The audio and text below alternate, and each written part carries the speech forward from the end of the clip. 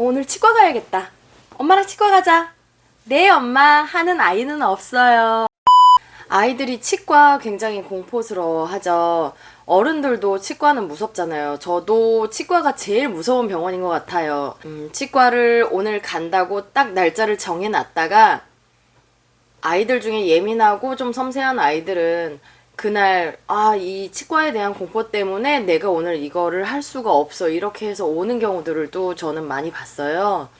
그러다 보니까 내가 오늘 치과를 가야 되는데 왜 이렇게 엄마 말을 안 들어? 또 실랑이를 하죠. 그러고 결국에는 애는 울고 엄마는 마음이 상하고 엄마와 아이의 관계는 틀어지고 같은 고민을 하니까 그래서 제가 선택한 방법은 어린이 치과였어요. 어린이들이 좋아하는 캐릭터들이 비치가 되어 있다던가 뭐 진료를 한번 보거나 뭐 이빨을 한번 뺐을 때 이제 아이들이 좋아할 만한 뭐 여자아이들은 장난감 반지라던가 뭐 조그만 남자아이들은 미니카라던가 이런 것들을 선물로 주기도 하고요. 아이들 뭐 미끄럼틀이나 책도 있고 장난감도 있어서 좀 더 편안한 분위기를 연출하고 있어서 아이들이 좀 더 마음을 편하게 먹는 것 같아요. 어린이 치과를 간다 그러면 누워서 하고 입 벌리고 선생님 기다리는 그 사이에 되게 공포스러운데 내가 좋아하는 만화 영화 뭐 헬로카봇이나 아니면은 이제 아기상어를 틀어준다던가 뭐 핑크퐁을 틀어준다던가 뭐 그런 것들이 이제 필요하니까 아이들이 조금 더 마음을 놓을 수 있을 것 같습니다.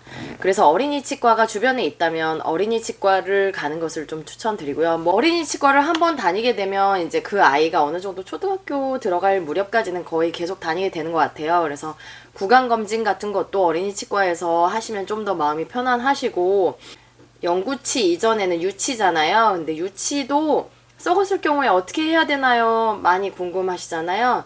유치가 썩었을 때는 그걸 방치해두게 되면은 이빨이 이제 충치가 되고 잇몸이 상하게 된다고 해요. 정말 잇몸 중요하거든요. 제가 이빨은 멀쩡한데 잇몸이 안 좋아서 요번에 임플란트를 하나 했어요. 그래서 이빨은 너무 튼튼한 이빨이었는데 잇몸이 안 좋아서 임플란트를 할 수 있구나. 저희 아이들도 잇몸을 생각해서 유치가 썩어도 진료를 한다던가 레진을 한다던가 뭐 이런 식으로 조치를 취해야 이제 언니 금리가 아니라 아이들은 조금 약간 은색 나는 그런 걸 씌워주세요. 그 이빨이 씌워졌다고 해서 저는 아이가 이 치아를 뺄 때 되게 겁을 많이 먹었었는데 은니 씌운 은니도 똑같이 일반 이처럼 뽑을 수 있더라고요.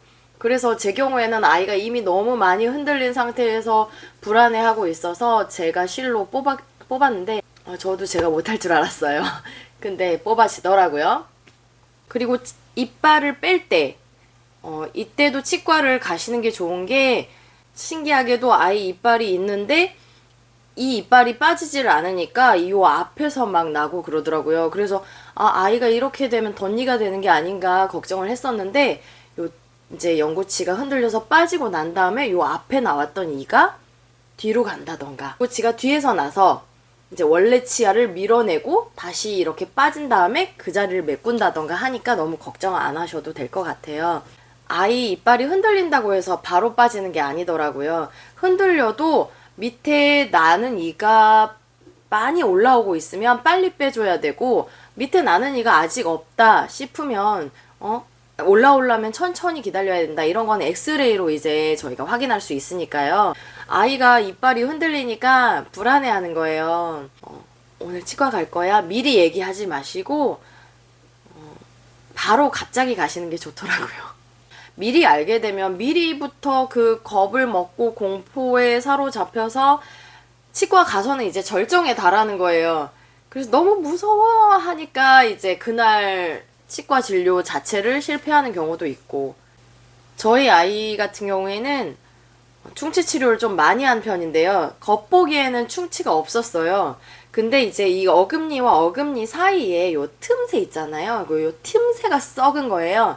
그러다 보니까 이제 그 육안으로는 잘 보이지도 않고 그래서 이제 이 충치 치료를 하기 위해서 웃음가스라는 게 있어요. 그래서 일반 어린이 치과에서는 웃음가스로 이제 아이들 약간 좀 마음을 편안하게 해주고 뭐 재우지는 않는데 이렇게 약간 산소호흡기 비슷하게 웃음가스를 투입해서 치료를 하더라고요. 근데 기본적으로 약간 발버둥이 있고 막 공포에 사로잡힌 아이 같은 경우는 저는 처음에 아이를 묶어놓고 치과 진료를 본다고 해서 조금 놀래긴 했었는데 그게 필요하기도 하더라고요. 어디는 묶어놓고 진료한다더라 이 말 때문에 그 어린이 치과를 안 간 적이 있었는데 저희 아이 같은 경우는 이 충치 치료를 좀 하면서 마취 주사도 맞고 막 긁어내고 윙 하는 소리가 아이들도 무섭잖아요. 그러다 보니까 막 몸을 막 이렇게 흔들으니까 몸을 묶어 놓은 게 오히려 조금 더 다행이다 싶긴 했는데 그러고 나서 좀 치과를 더 두려워하긴 했죠. 아이가 이제 충치 치료를 할 때 개수가 좀 많아서 대학병원 이제 어린이 치과로 가서 이제 상담을 받았었거든요. 근데 견적이 좀 많이 나온 거예요. 그래서 대학병원에서 하게 될 경우에는 이제 수면 치료를 하냐라고 물었을 때 거기에서도 수면 치료는 좀 지양한다. 하지만 아이가 여러 번 치료를 해야 될 경우에는 이제 수면 치료를 한 다음에 아예 한 번에 끝내는 게 더 나을 수도 있다. 이렇게 얘기를 하시더라고요.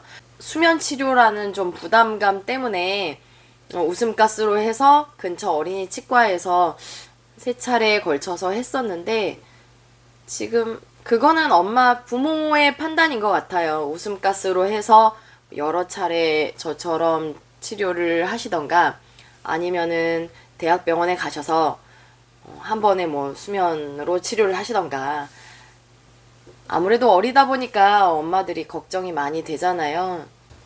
아이를 키우면서 뭐든지 선택의 연속인 것 같아요. 어떤 판단을 내리느냐가 좀 더 우리 아이한테 편안할 것이냐, 아니면 좀 더 안 좋을 것이냐, 이런 고민은 육아를 하면서 계속 하게 되는 것 같습니다. 어린이 치과에 대한 정보가 도움이 되셨다면 구독, 좋아요, 알림 설정 꼭 해주세요. 앞으로는 열장언니가 계속 찾아갑니다. 그리고 여러분의 고민도 댓글로 남겨주시면 그거에 관련된 것 먼저 영상 제작하는데 참고하도록 하겠습니다. 감사합니다.